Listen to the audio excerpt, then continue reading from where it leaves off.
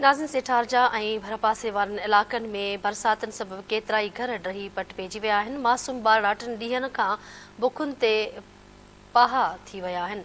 मुतासिरनि जी कंहिं सार न लधी आहे। मुतासिर पंहिंजा ॾुख ओरींदे धरती टीवी जी टीम सां रोई वेठा। रिपोर्ट करे रहियो आहे आशिक़ हुसैन छुल्लड़। अल्लाह जो नालो तने असांजी मदद कंदो हेतरे भरूं था पिया। अल्लाह जे वास्ते असांजी का मदद कयो। खुदा जो वास्तो अथव।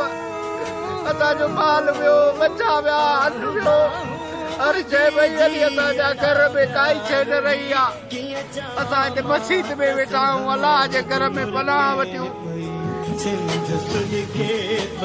जिनारे हिन वक़्तु असीं मौजूदु आहियूं सेठारजा भरिसां ॻोठ मेवू ख़ान शेखम जिते तबाही बरसाति तबाही मचाए छॾी आहे। सवें गॾु ग़रीबनि जा घर जा किरी पट थी विया आहिनि। अचो त उन हवाले सां बरसाति मुतासिरनि सां ॻाल्हि ॿोल कयूं त हुनजो छा चवणु आहे। घरड़ा किरी पिया आहिनि। असां पाण दर रोऊं खाऊं था पिया। मींहं में न अटो न बाट सभु शयूं पिसी वयूं। असीं बुख ते वेठा आहियूं। पुट नंढा बचा आहिनि, छोरा चिगा, उहे बि ॾिसी थो त रुल पिया था धिका था ॿा खाऊं। पंहिंजे जुगे खां सवाइ जुगड़ा त पिया किरी। हाणे किथे वेठा हो हाणे तव्हां? असां मस्जिद में वेठा आहियूं। अबा बुख उञ ते छा खाधो अथऊं? को टुकुर को गभो खाधो अथऊं, कुझु न खाधो अथऊं। को आयो आहे तव्हांजी सार लहण? केरु सार लहंदो असांजी? अबा असां बुख ते वेठा आहियूं। ॿियो ॾींहुं आहे, असांजे को बि कोन लड़ियो आहे। असांजी बसि सारनि खे अपील आहे ख़ुदा जे वास्ते असांजी मदद कनि जेको बि पुॼी सघे। अल्लाह जो नालो तने असांजी मदद कनि। असां हेतरे भरूं था पिया।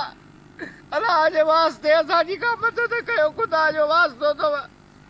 असांजो माल वियो, बचा विया, अन्न वियो, हर शइ वई हली। असांजा घर में काई शइ न रही आहे। असां हिते मस्जिद में वेठा आहियूं। अल्लाह जे घर में पनाह वठियूं। जेको पुॼे असांजी मदद करे। वसारनि खे असांजी अपील आहे अल्लाह जे जेके भी शइ आई असांखे का भी शइ न मिली आहे। हिन महिल ताईं का तड़पाल भी न मिली आहे, का कली भी न मिली आहे। अञा हिन महिल ताईं असां को का शइ पुछा भी कान कई अथनि जेके तव्हां वटि का शइ आहे या न आहे। बचा पधर ते वेठा आहिनि, का भी शइ कान्हे का। पाड़े में वेठा आहियूं। बोर्ड मुतासिर अॼु ॾींहं ते कोई न पुछण आयो आहे त उञा हो बुखिया हो।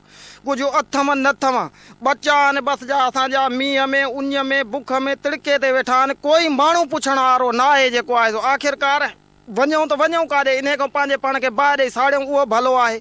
कोई पुछण वारो न आहे। हिते घर बर तबाह थी आहे। फसल जो त मसइलो न आहे। फसल तबाह थी वियो, उन में त असां हथु खणी छॾियो। हाणे त असांजा घर बि किरी पिया।